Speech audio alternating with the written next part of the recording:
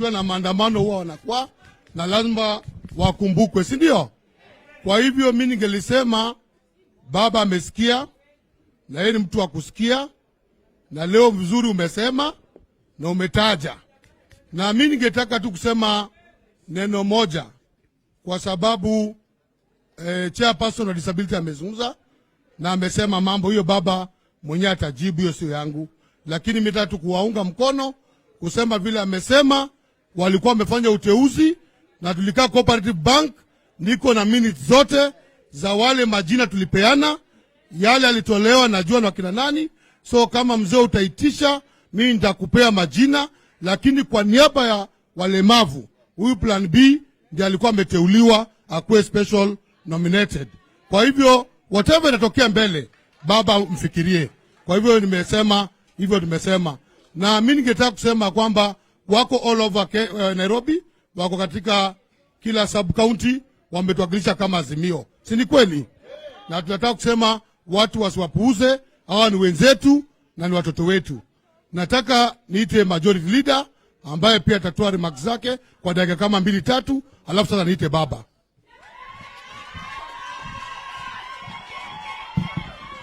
Haya. Bwana Yesu asifiwe. Bwana Yesu asifiwe. Kibera oye. Langata oye. Westlands oye. Azimio hai. Haya. Amazing grace, how sweet the sound.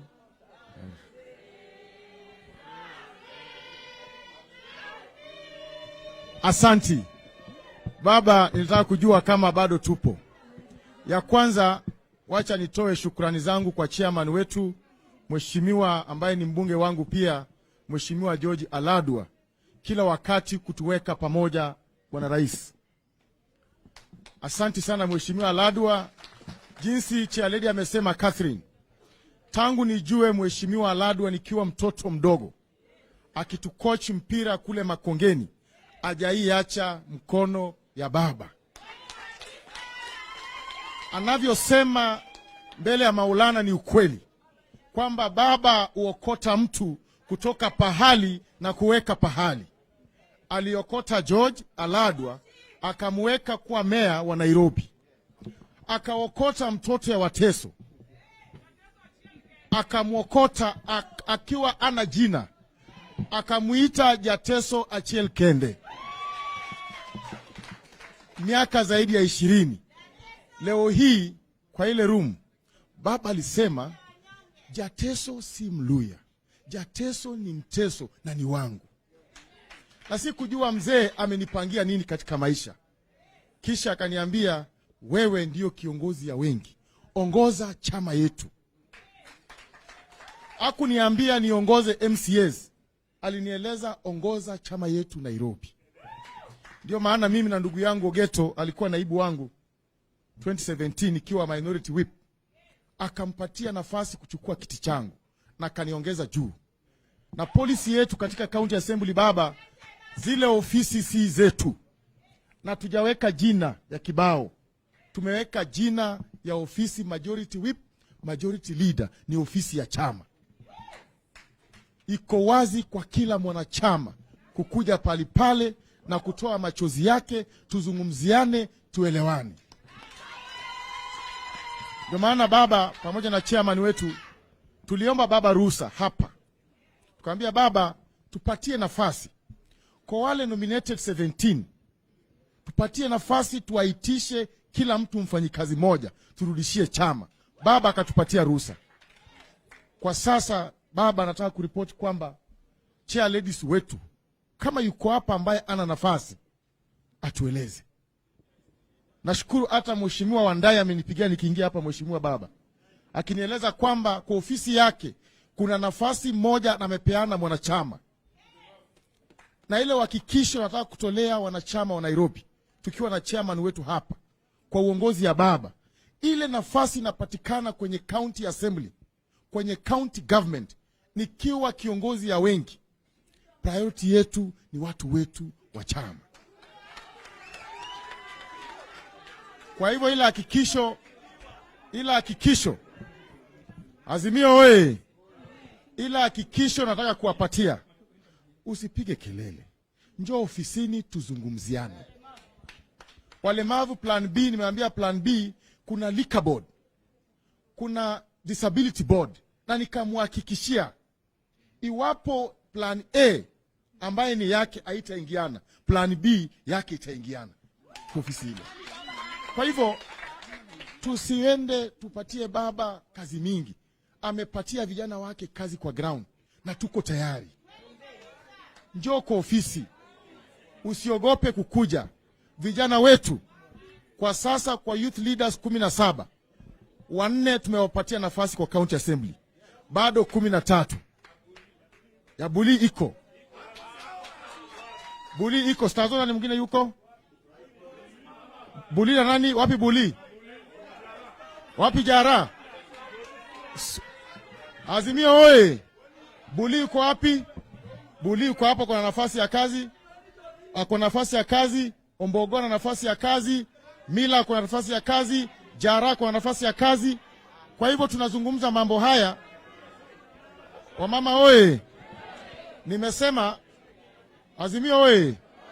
Si nimesema kwamba mikakati tumeweka kwa county. Kwa mfano county government ya Nairobi inaandika watu 3,000. Na kwa hiyo watu 3,000 nataka kuhakikishia baba, nitaomba nafasi kwa gavana kwa niaba ya chama. Na tuta make sure watu wetu kwa wapi? Wako ndani. Kwa hiyo hatuwezi weka mara moja, lakini tunaanza polepole tukisonga. Dhamira yangu pale kwamba tukiita mkutano kama hii, tusiangalie baba tena. Kila mtu amefanya nini? Tumejipanga. Si ni kweli? Lakini kuwe kwa utaratibu, kwa kinyumba. Cha mwisho, baba, wajumbe wote wa Nairobi County tulikuwa tunaenda recess jana mpaka February. Gavana akaomba kwa sababu hatuja approve CC na chief officers to extend for 2 weeks. Ndio hao wamalizie induction jana na kesho kutwa, ndio Tuesday tuanze vetting ya CCs. Ndio maana waheshimiwa wengi, hata speaker yuko safarini hivi sasa. Ndio maana naibu wa speaker tukabaki naye na whip wangu pamoja na chair lady ambao tumesaidiana sana. Jamani, naomba tu vile meya amesema, tupatie baba nafasi ya kupanga inchi kwa kipole. Wale wajumbe wa western part of Kenya na wengine wote wanatoa matusi kuanza asubuhi hadi jioni. Inasemekana kwamba usiwe nini? Mkunga ungali uzazi upo. Baba, utatupatia ruhusa itakapofika wakati. Kuna wale ikifika wakati ya siasa wanakuwa wamejaa kwa dayas. Hawa tutawateremsha. Na mimi huyu kiangalia kichwa yangu, nilianza siasa nilikuwa miaka 19. OIC, Orange Youth Congress. Sasa hii nywele yangu imekuwa nyeupe. Sijaikaa Ikulu, nimekaa kwa streets. Vice Chair yuko hapa. Sisi tuko tayari kustopisha town. Na baba, hutatuona Ikulu. Kama si Ikulu yako sitakuwa. Hata ya Uhuru wakati fulani nilikataa, naomba msamaha. Nikaingia ndege, nikapigwa viboko na baba kidogo, nikakubali. Kwa sababu akili yangu haiko pale, na hii haiko kabisa. Kwa hivyo tupewe ruhusa. Baba akisema utanipata hapo City Hall. Nilikutana juzi na IG Kome, akaniuliza, Jateso hujaenda? Nikamwambia mimi nilikufa kitambo, mazishi ndio bado. Wangapi wamekufa kitambo wanaongoza mazishi? Kwa hivyo tuko tayari. Tuko tayari baba akisema twendete. Tuko tayari. Bado mapambano. Bado mapambano. Vijana msilale. Lale. Vijana msilale. Bado. Ukiona mtu amekaa, huyo ni UDA. Kama ni Azimio, simama. Bado mapambano. Bado mapambano. Wamama msilale. Lale. Wamama msilale. Bado mapambano. Bado mapambano. Bado mapambano. Asante sana baba, Mwenyezi Mungu akujalie. akupatie rehema zake, afya yake na uzalendo ambao uko nayo, na tunakuheshimu, tunakuenzi na tutakufuata. Asante sana. Asante sana. Makofi kwa minority leader. Wewe si MC hapa, nyamaza. Wewe nyamaza. Wewe ni mjumbe, tulia. Tulia please. Naomba hii ni mtana baba, wache shouting. Nataka kuongea kuja niambie. Mheshimiwa Babu Owino.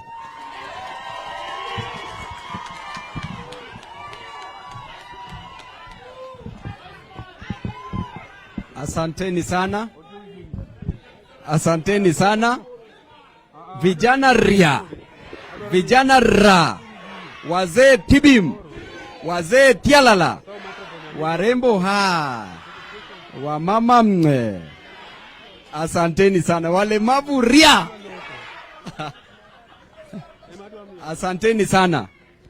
Sasa jambo la kwanza ni kuwashukuru sana kwa kuja hapa, na la muhimu sana ningependa kuambia kwamba ile unity yetu ni muhimu zaidi. Hii mwendo sio rahisi, lakini hakuna kitu ambao ni rahisi. Na mimi mpaka sahii siwezi amini ya kwamba hii uchaguzi hatukuipata mpaka sahii. Lakini Mungu anajua kwa nini hizo mpango zote zilikuwa hivyo.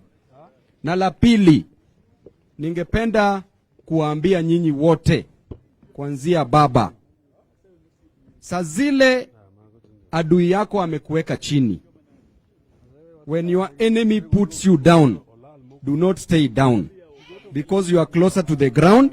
He will bury you on the ground because you are next to the ground. You fight your way up.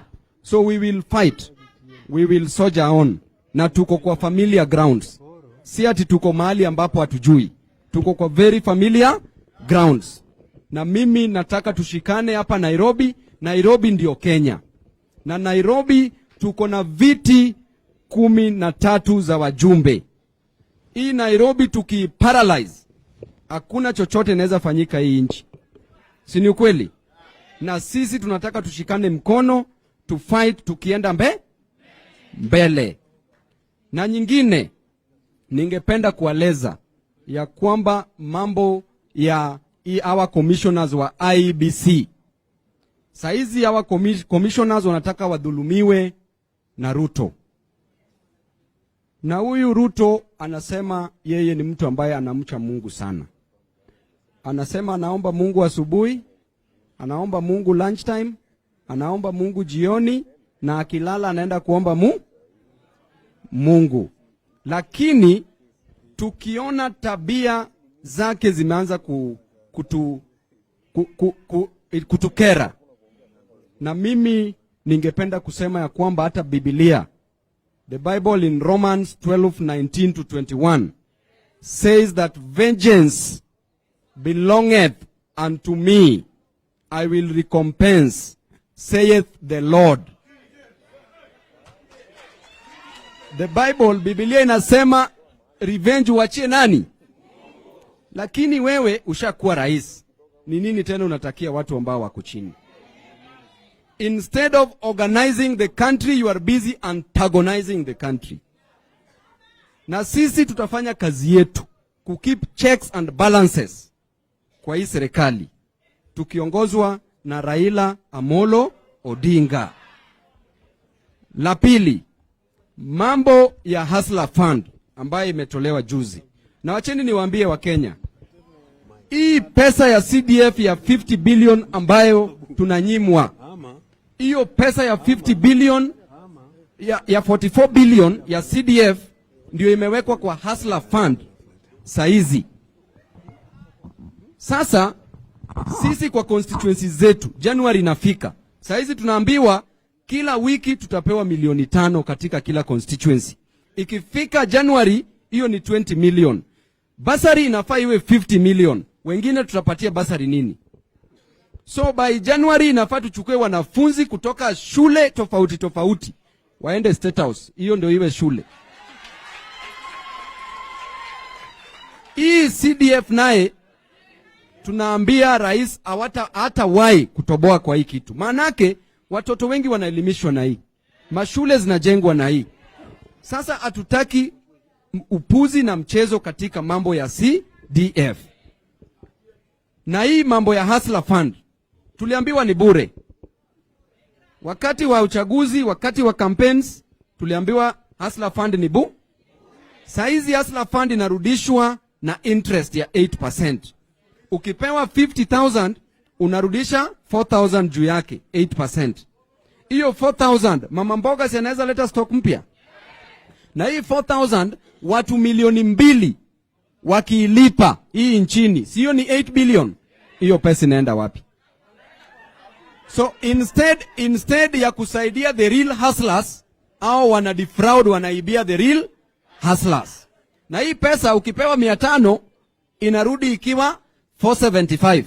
Hii 25 shillings inaenda wapi? Hii ni uwizi, si uwizi. Saizi Ruto lazima ajue that akona nchi to take care of. Kama wezi chukua, the best person who would have been the right person for this seat ingekuwa ni baba Raila Odinga.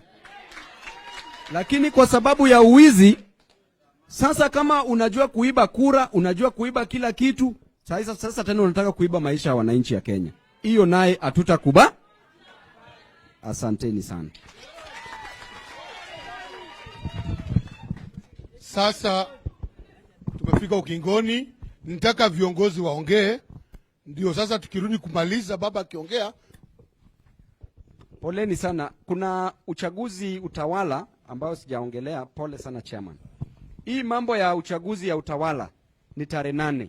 Candidate wetu ni Patrick Karani. Patrick Karani anaenda kushinda hii uchaguzi. Lakini tunataka mtusaidie. Mkuje huko. Mtusaidie. Na hii Sunday baba alisema ataconfirm kama atakuwa free atatujoin kwa kanisa. Tunawaomba kwa unyenyekevu, mnaweza kutuunga mkono. Na pia hii uchaguzi yote kuna mheshimiwa wetu, Mheshimiwa Kados, ambao ni patron wetu. Hii uchaguzi tumewacha kwa mkono ya patron wetu kwa sababu yeye ndio patron wetu pale Embakasi East. Although sisi wote tuko ndani pamoja na Mheshimiwa Stazo. MCAs wote ambao walichaguliwa wote wako katika hii uchaguzi na wote wana support Mheshimiwa Patrick Karani. Asanteni. So kila mtu amezungumza.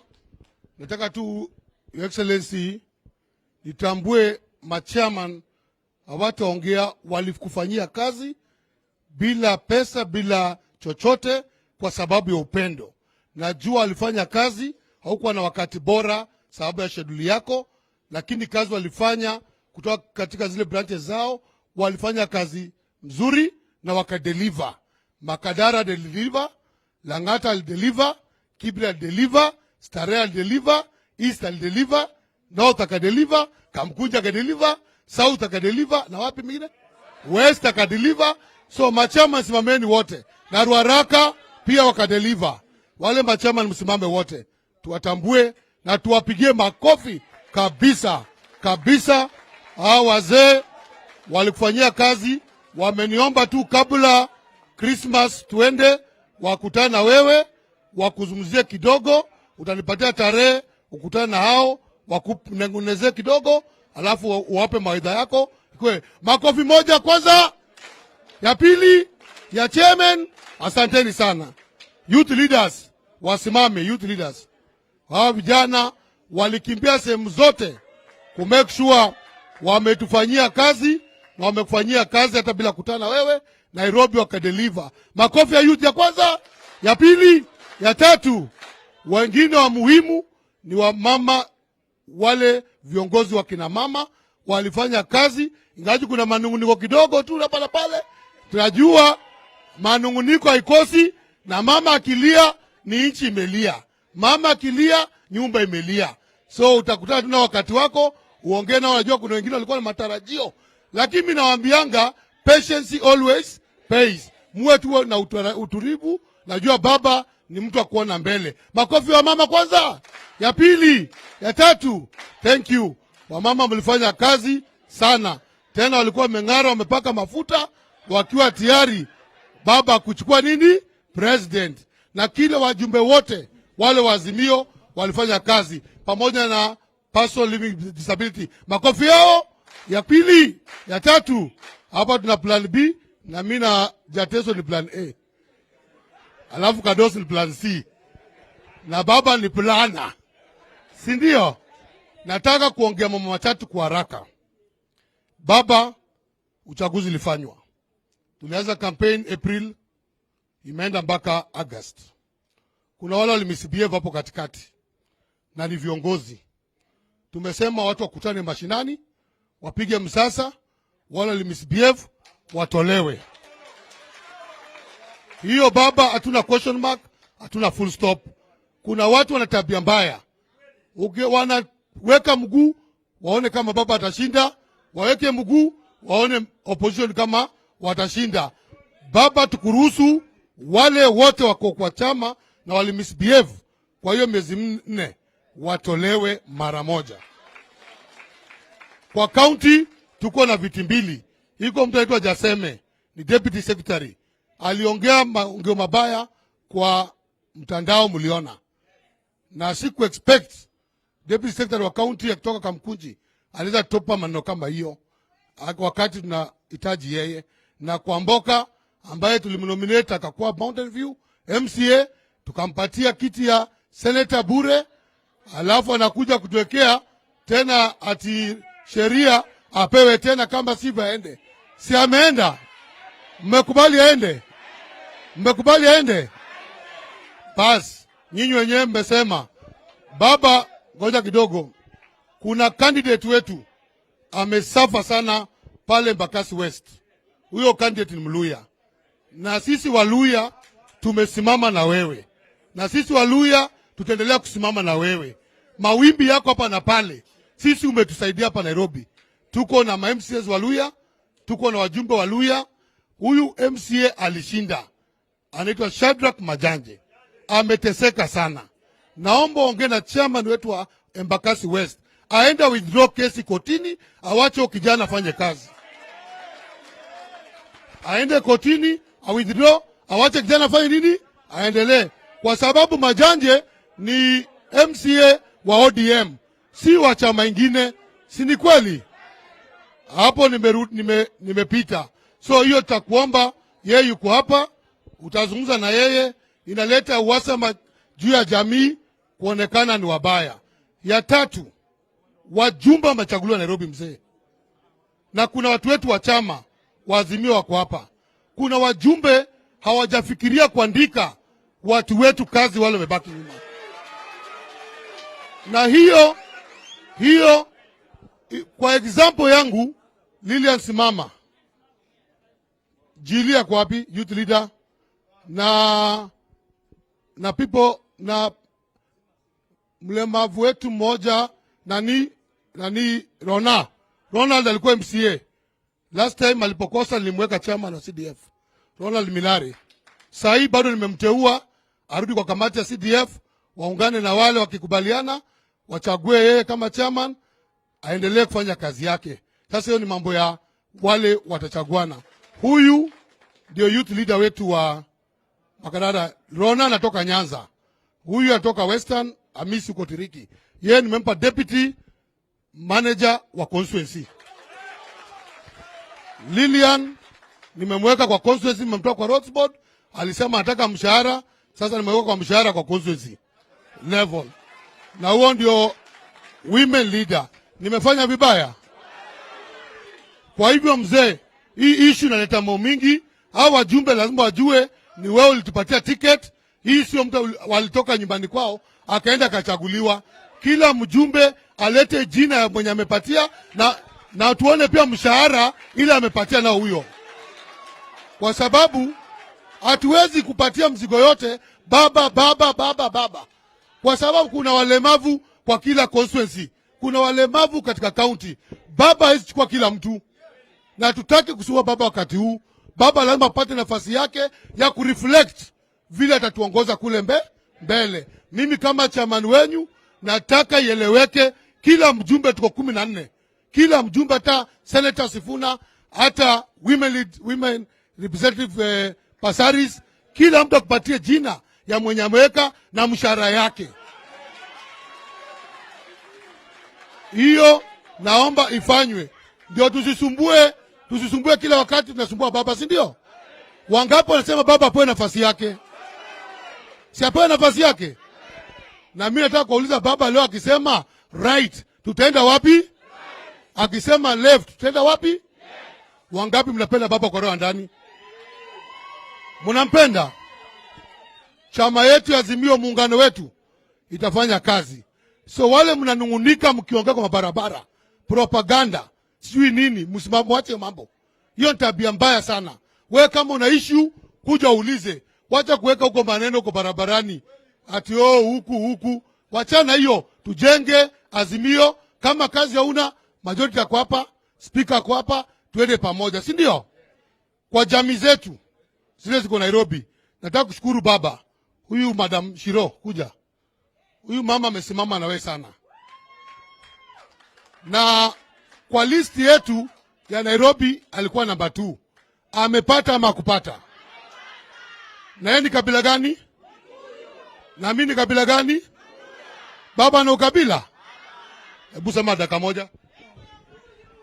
Baba, mimi nataka kushukuru sana. Ni kwa sababu nimekuwa mwaminifu kwako na pia wewe ukanikumbuka. Mungu akubariki sana. Nimeshukuru kwa sababu jamii yangu ya Wakikuyu walikuwa nafikiri nimepotea, wamejikuta hao ndio wamepotea, mimi nilikuwa right. Kwa hivyo asanteni sana, Mungu awabariki, tutafanya kazi pamoja. Simama tu hapo. Wale ma-MCAs wako hapo wasimame.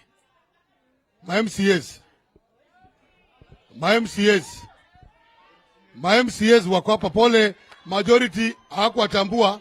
Hao ma-MCAs ni wetu, si ndio? Kuna Masiza. Mimi nataka kusema na ukabila, yeye ni Mluya. Bosire. Huyo Jekonia. Palestazo. Kados. Meru. Hapo nyuma. Hapa.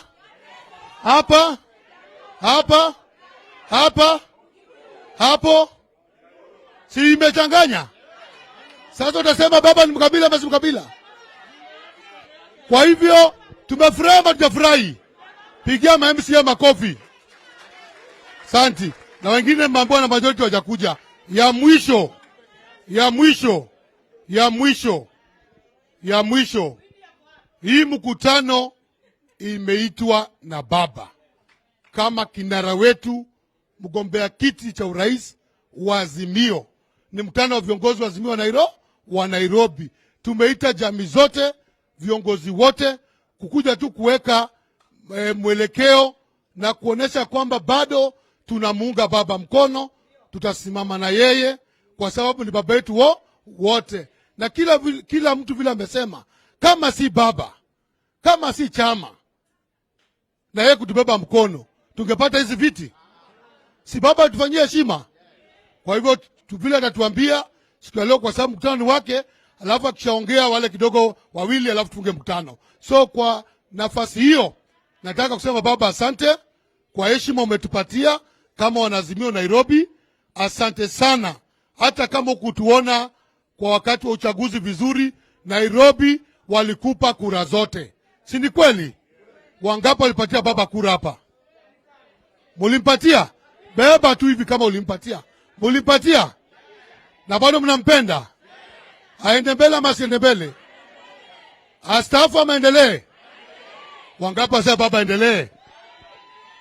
Mnakubali endelee? Kwa hiyo heshima tusimame wote. Aende mbele Raila aende mbele Raila aende mbele na baba aende mbele na baba aende mbele na Azimio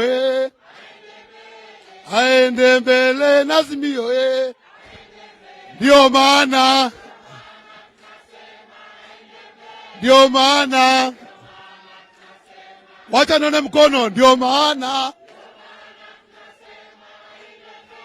maana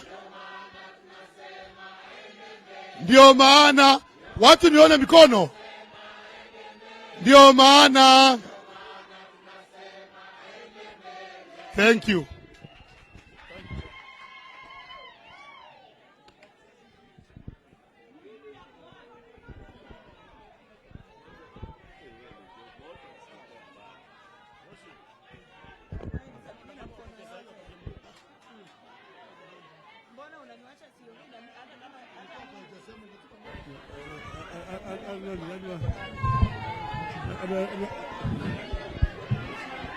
Hello? Hello? Azimio!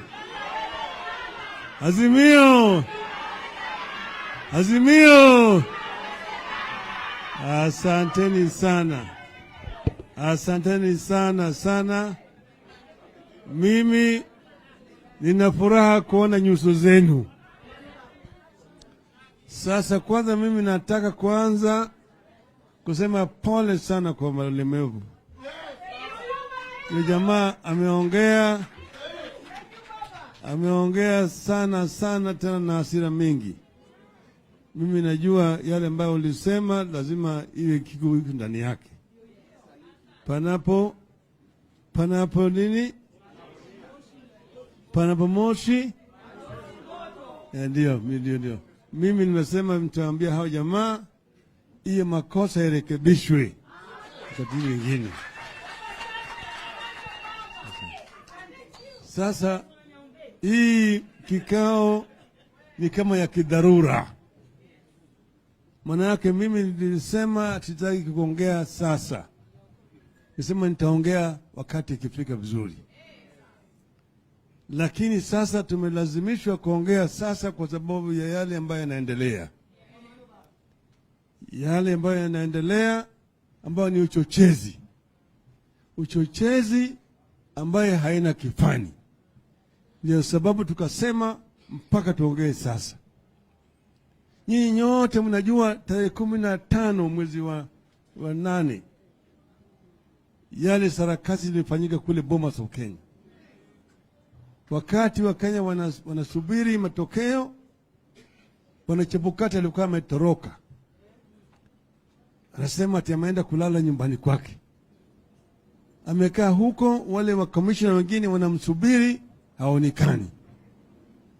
Sasa ambaye anakuja anasema wale watu ya kwamba ana matokeo. Wale jamaa wanashangaa, matokeo wamepata wapi na walikuwa wametoroka wameenda nyumbani? Ati afisa yangu tayari amefanya hesabu na mimi niko na hesabu nataka kwenda kutangaza. Ilikuwa sasa siku 2 mfululizo walikuwa wamefunga ile televisheni, ilikuwa haionyeshi chochote. Hapo walikuwa wanakoroga mambo. Alafu sasa wale wakamwambia pata kwenda tuketi chini utuonyeshe vile wewe umefikia hiyo matokeo tukubaliane. Kataa akasema pana. Mimi nitaenda kutangaza. Ndio wale jamaa wakasema hatuwezi kwenda na wewe kama sisi hatujaona vile hii wewe umefikia katika hiyo matokeo. Na wakatoroka kutoka pale wakakaja kule Serena wakaongea na waandishi wa habari. Sivyo? Sasa wakaongea na waandishi wa habari wakasema yale ambayo Bwana Chebukati anatangaza sisi kama wanachama wa tume ya uchaguzi hatumo ndani yake. Lakini Chebukati akaendelea namna hiyo, akilindwa pale na askari, akatangaza yale. Alikuwa ni yeye na wale vibaraka yake wawili by commissioners, ambaye vile vile waliogopa kwenda na wewe kwenye jukwaa. Alikwenda peke yake.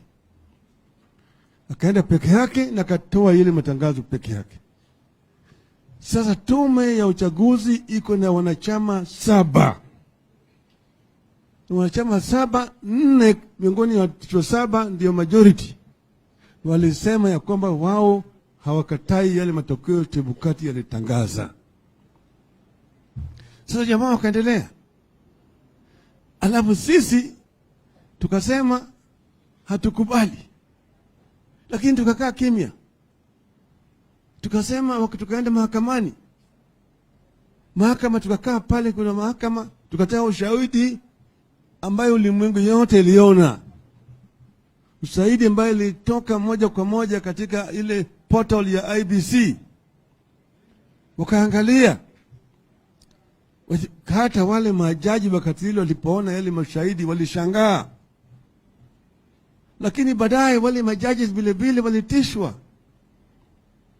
Alafu baadaye wakatoa sasa ile uamuzi ambaye hata kila mtu anajua hiyo uamuzi hairidhishi. hairidhishi.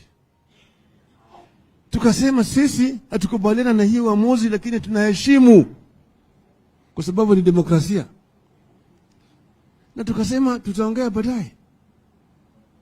Tulikuwa tumesema tutangoja tupatia serikali hii ya bandia siku 100. Siku 100 wafanye yale ambayo walikuwa wanataka, waliahidi wa Kenya watafanya. Kwa hivyo sisi tulipanga kuongea tarehe 15 mwezi wa Januari.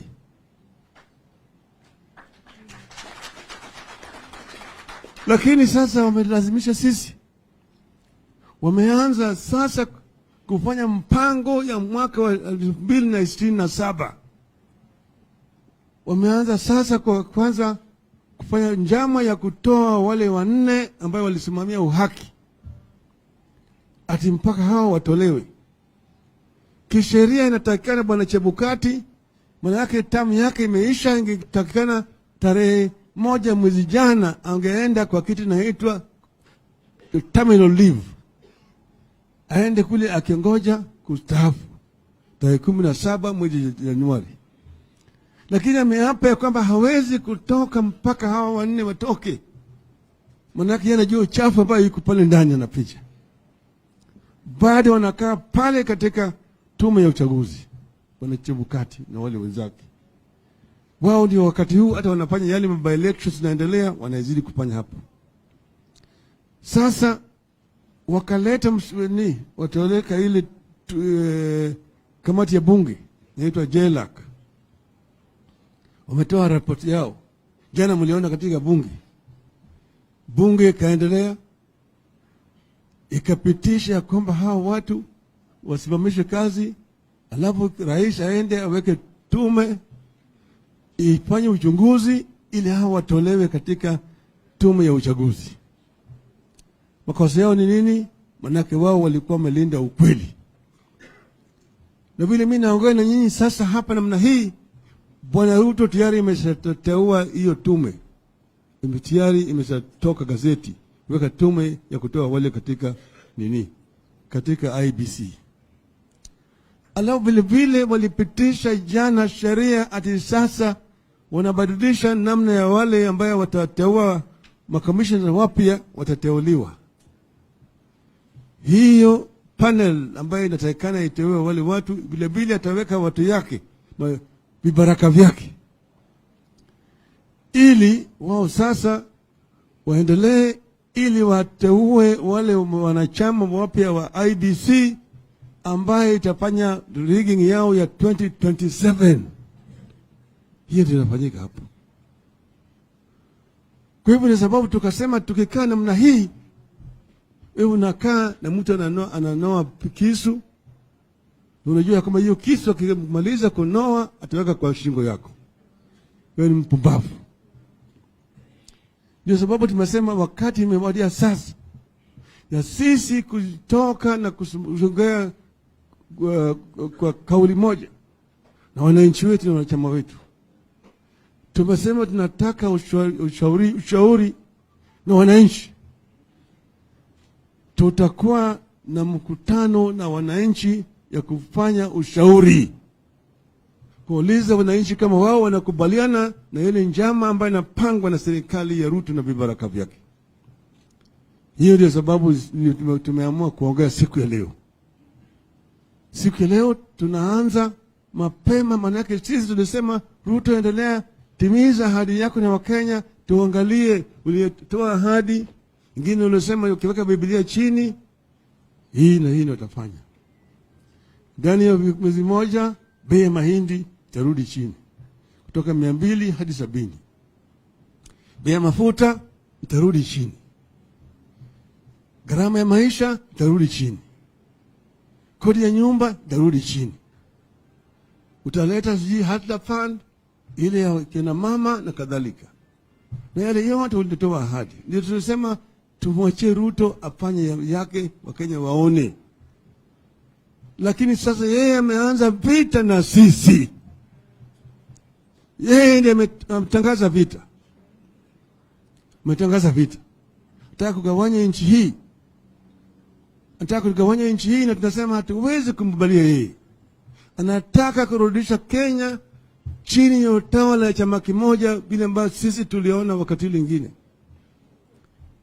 Anataka kutoa sisi kule tulikuwa naelekea Canaan, kurudisha sisi kule Misri. Nataka kuambia yeye kwamba sisi haturudi Misri tena. Hiyo ndio sababu tunasema tunajua vile Wakenya wanapiga kura. Tulishinda kura hii na kura mingi zaidi, na mimi najua ukweli itatoka. Kwa hivyo mimi siwezi kusimama kukaa kima namna hii, wezi wakijaribu kufanya maovu kwa Wakenya. Hii ndio sababu mimi naambia Wakenya wakati umefika. Kama sio sasa, ni sasa hivi. Sawa? Hiyo ndio sababu mimi kuna hapa na statement nataka kusoma sasa.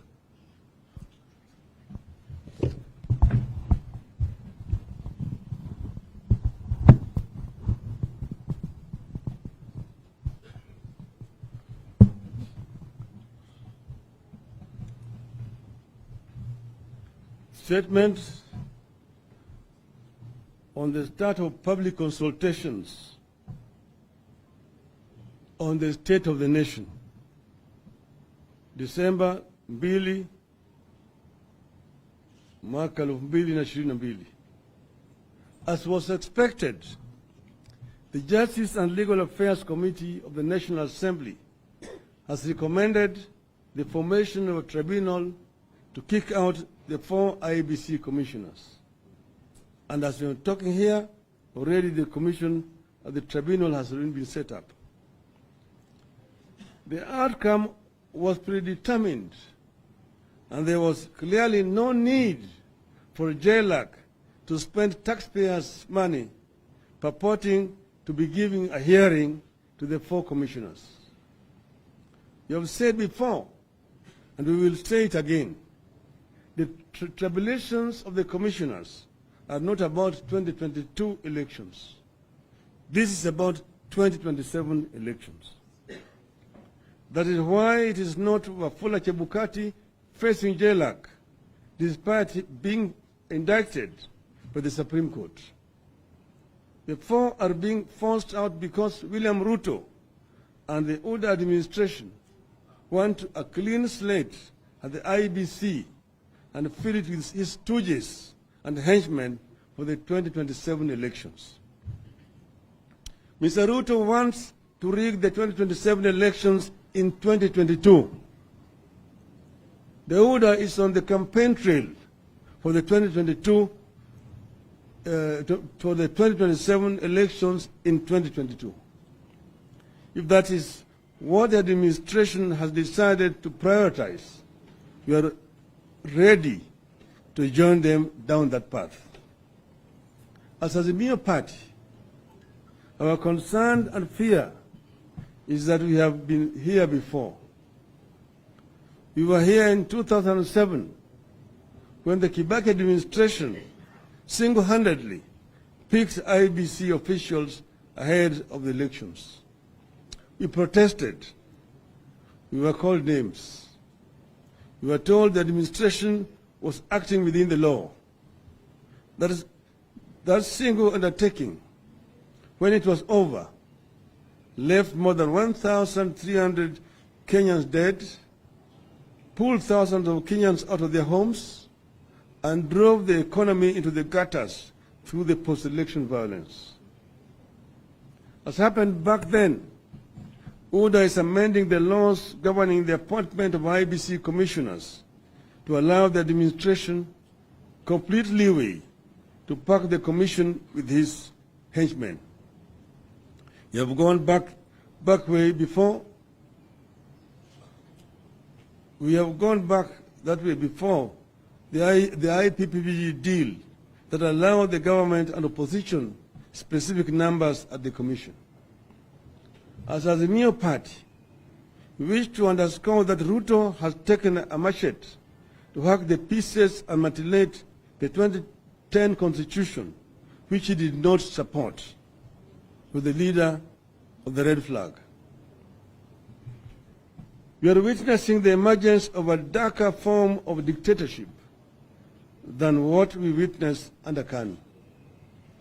We in Azimio are here to let Kenyans know that with the benefit of history, we are going to protest and resist much more strongly than we did in 2007, because we now know just how wrong this can go if we do not stop it now. So we appeal to Kenyans to get us right and clear. This is not about the 4 commissioners. This is about the 2027 elections that could go terribly wrong if we let the Ruto administration get away with the fires they are lighting. This is about resisting the capture and emasculation of key institutions that need their independence to stand up for the country when need be. We need to jealously preserve and protect the independence of our institutions. In 2020, we witnessed strong and independent US institutions stand up to protect integrity of elections and preserve democracy despite extreme pressure by a section of the executive. That is what we need here. It is what we are launching the fight here, the fight for here today. The judiciary has been captured. The criminal justice system is collapsing. That is why cases are rapidly being dropped, criminals being celebrated and turned into prosecution witnesses. The security sector is being targeted and intimidated so that it can be captured. IEBC is being intimidated so that it can be captured fully. Parliament is half gone through bribery and blackmail. MPs are being bought to shift sides and to ratify the agenda of the executive. If all these institutions submit orders schemes, we are in a real danger of losing everything we have fought for and won over the last 30 years. We are in a real danger of starting back to the 1980s. As Azimio, we are here to announce our readiness to stop that slide into the past. We are here to announce that we are rolling up our sleeves to stop the Ruto administration from taking us back to the days when Parliament changed or enacted very serious laws within minutes at the behest of the executive. We are here to announce that we will stop this country from going back to the days when the judiciary had cases in the middle of the night and dispensed sentences prescribed by the executive. We are here to announce that we will not allow this regime to take us back to the days when police were mere hit squads doing the bidding of the president. We are witnessing extremely skewed appointments to the public office by this administration. We are here to announce that we will not allow this country to return to the era when public service was run by members of 1 or 2 communities because the president was insecure and saw enemies out of every tribe other than his own tribe. We are here to stop a return to one-man rule through executive fiat. As we talk now, we are told a ship has docked in Mombasa with thousands of tons of maize. That importation came through the executive fiat. We maintain our rejection of the GMO foods and crops. Azimio therefore calls on patriotic Kenyans to be vigilant and stop the Ruto administration from dumping that maize at the port until we know its nature. Fellow Kenyans, I've been around with you for long. Millions of you voted for me in the last elections. We won that election. Millions of you call me Baba. I raise these issues because I have witnessed a dictatorship emerge and bloom. I have witnessed self-proclaimed God-fearing leaders preside over the persecution, false prosecution, and even murder of innocent Kenyans. I have witnessed an insecure administration run our economy to the drains. Those who witnessed this era with me should tell our young people the painful struggle it took to get the freedom we have today. Let us share our eyewitness accounts and experiences so that that era with our children. There's a real danger that we are heading back to the 1980s. We should be ready and willing to work with those sections of our society that have always stood up for the nation when perils reared their head. The civil society, faith leaders, the academia, and workers' unions. I would not wish any Kenyan to go through what some of us have been through. But I am fearing for Kenya. I'm fearing for my country. We have to stand up now because later it will be too late. We are ready and willing to work with those sections of our society that have stood up for the nation when perils reared their ugly heads. The society, faith leaders, the academia, and workers' unions. That's why from today, we announce the launch of that pushback we talked about a few days ago. On the 7th of December, that is Thursday next week, at the historic Kamukunji Grounds here in Nairobi, we will launch a public consultation.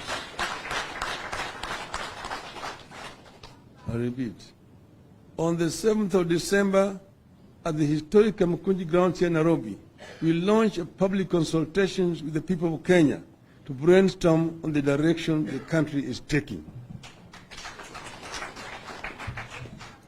Then we will return to Kamukunji Grounds on the 12th of December to continue with these consultations on the state of the Kenyan nation and also to have a prayer for Kenya, a prayer for democracy in our country, which is right now under a threat by this administration. Finally, we wish to remind Mr. Ruto that this country has had a system like the one he is trying to reinvent. We fought that system. We brought down that system. We will do so to the one he's inventing now. We will bring it down. Let us all stand up for our country before it is too late. Thank you. God bless you. God bless Kenya.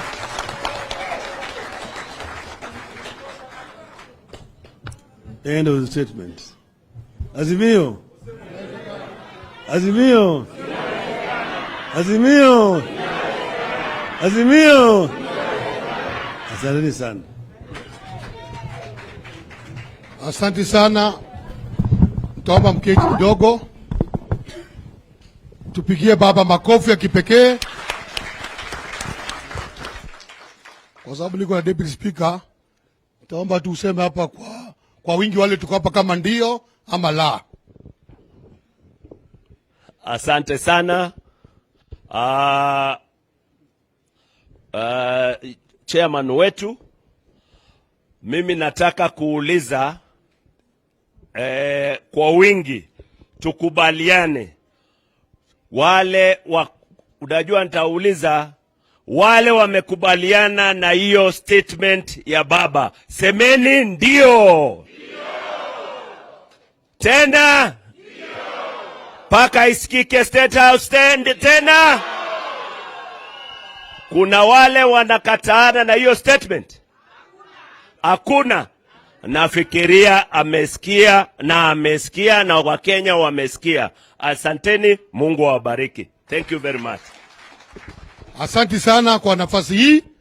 Nataka kuita chairman mmoja atoe vote of thanks. Chairman na chairman, oimba sio speech, ni kutoa vote of thanks. Baba.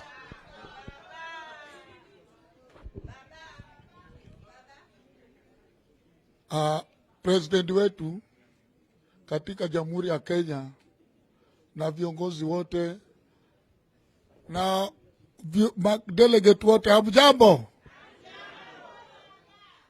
Anake satoa statement hapo, hakuna tena kusema. Sisi tumeshakubali, tutatii na hatuna mengi. Party leader hatuna mengi. Wewe ndio president wetu, ukisema left tutaenda hivyo, na ukisema right tutaenda hivyo. Na hawa chairman wote, manake chairman wetu amesema utupangie siku tupate nafasi tukae na wewe. Tunataka tunyoroshe Nairobi. Ukikubali kaa na hawa chairman, waite machair lady, waite youth leader, tutanyorosha Nairobi. Tunakubali na chifu amesema. Na asante, hatutaki kuongea mengi manake msichana wetu mambo yenu party leader amesema. Nani president wetu, na vile amesema ni hivyo. Kwa niaba ya delegate wa Nairobi tumesema ni asante, na sisi tuko nyuma yako. Saa yote ukituita tuko ready. Asante sana. Weka makofi ya juu, weka makofi ya juu ya baba kwa statement mzuri. Tutakuwa Kamukunji tarehe 7, tunarudi Kamukunji tarehe 12. Wangapi wako tayari? Najua mko tayari wote, lakini ni makofi ya kipekee ya baba kuwa shujaa wetu, si ndio? Ni nyayo. Tingisha, tingisha, tingisha, tingisha ya baba. Angusha. Bado. Wekea shujaa wetu, kiongozi wetu, kinara wetu, angusha. Ingine, ingine, ingine. Bas, sitasema asante. Baba ametoa mwelekeo, si ndio? Speaker ameuliza ndio ama la, mmesema ndio. Si ndio hiyo? Alafu sasa ataongea tena, stipend kubwa imesomwa, tutakuwa tunaharibu chakula ambaye tumepika. Leo baba umeongea na tumekubali, chairman, my youth leaders, viongozi wote, walemavu, na tunasema tumekubali vile umeongea. Na vile umeongea kama shujaa, tunakuenzi. Vile mheshimiwa Ematoka alisema, tunakuenzi sana.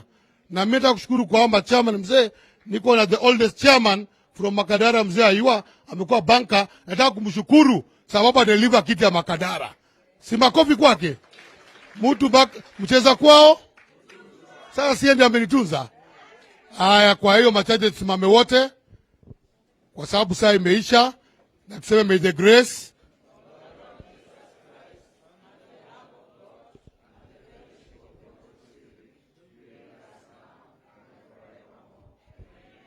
ningeomba tu mkae hapa, naomba tu MCAs na baba tu hold kwa hapo room kidogo, na ndio tumruhusu yaende. Nyinyi viongozi mtulie tu kidogo, tutaminda rudi hapa, sawa? Tusianze kumisbehave tena. Asante.